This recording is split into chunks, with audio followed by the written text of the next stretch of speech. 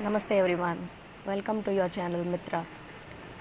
Now we are speaking on the topic of the Kerala story, news of which is running almost everywhere now on the internet and other places.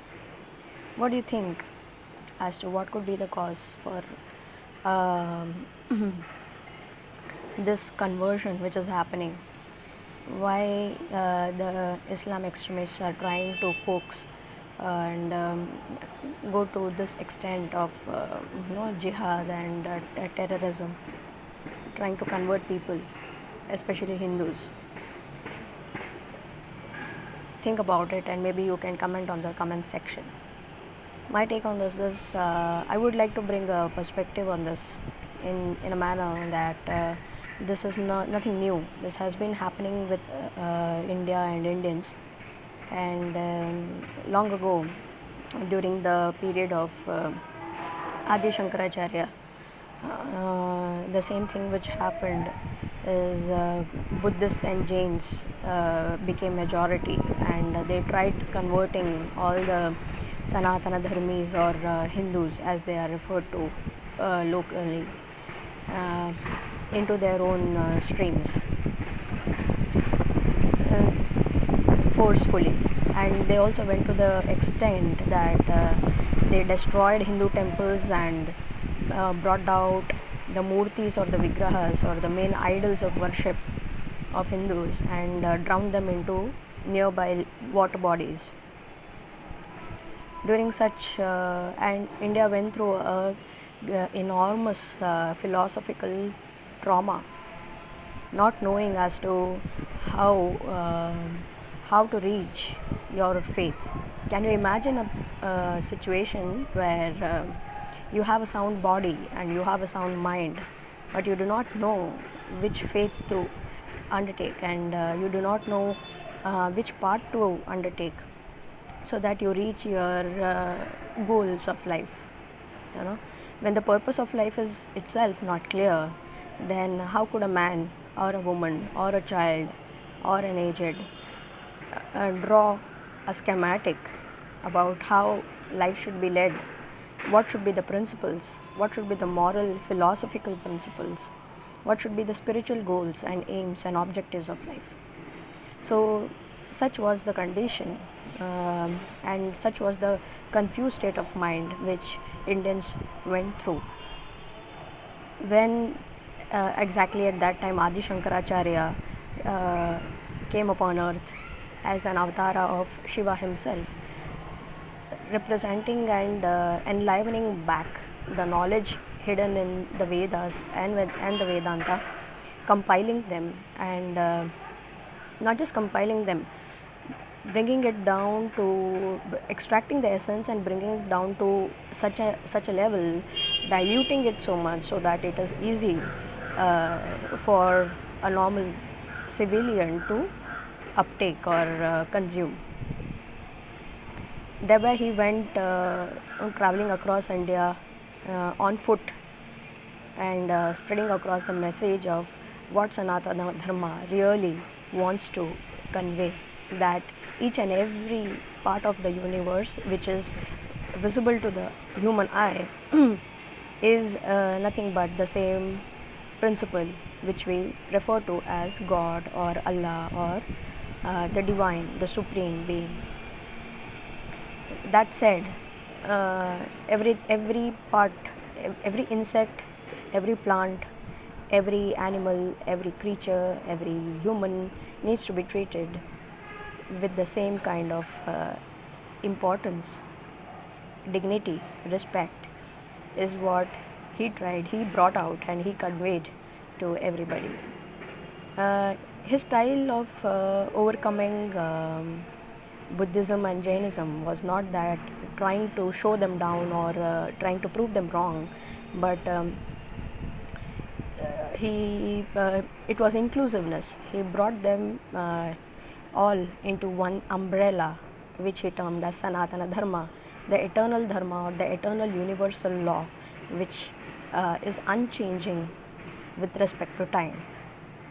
So today also the same cycle is repeating, and we see conversions as uh, the technique employed by the weaker sections of the society in trying to rampage or show their uh, power or might over the other human beings or inhabitants of the planet.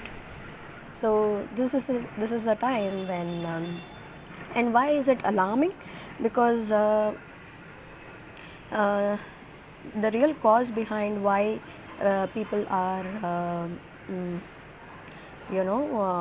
they tend to give into conversions, or they tend to give into the talks or temptations given by the other party, is because Hindus themselves are unable to understand the meanings, the literal and implied meanings of what their customs, religions, and traditions are really benefiting them, and in what way exactly these customs, traditions, and religions are benefiting them.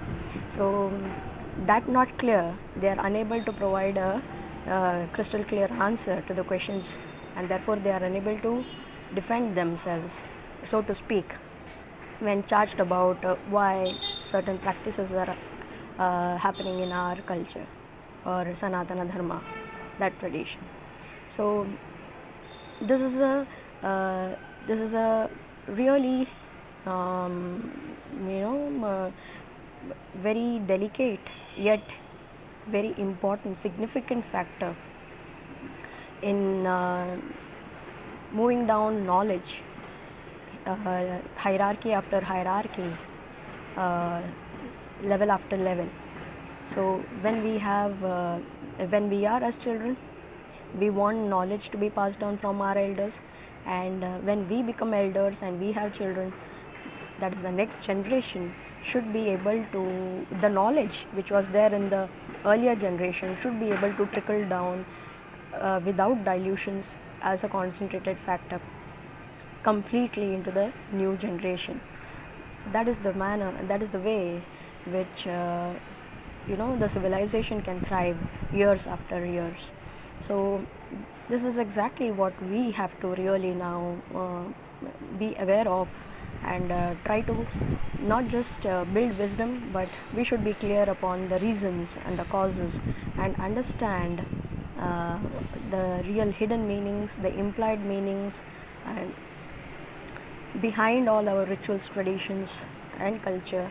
It is not really the costume which matters, but also the mental costume, which which is composed of the everyday habits, sadachara, which is referred to as sadachara, habits, mental habits, and the habits of speech, habits of listening, habits of interacting within the family as well as in the society with others, the practices of varnashrama dharma, how the society can coordinate and cooperate with each other so that wealth is significantly distributed and nobody is poor or nobody is wanting of anything.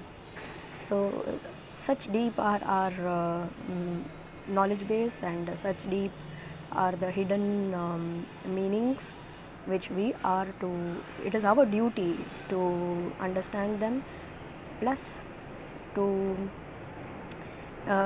make others understand. Adhyayana, adhyapana. So we study, we pass on the knowledge as it is, without dilutions and without any bias and without our own mental, you know, inclusions, uh, which could be, which may or may not be suitable for the other person to uptake. So, as it is the way in the Gurukula system, the gurus have taught, and the way everybody has learned, and how knowledge has been duplicated, replicated, and preserved, is the basis of our society, the human civilization, the greatness and the intelligence which we used to master, the learning which we have, is what we need to continue. We should not let our children or the next generation be handicapped of all the wisdom which we have been lucky to and fortunate to have and behold and enjoy our lives. So that said, the Kerala story is a starring. It's a warning, and it's an alarm for all of us to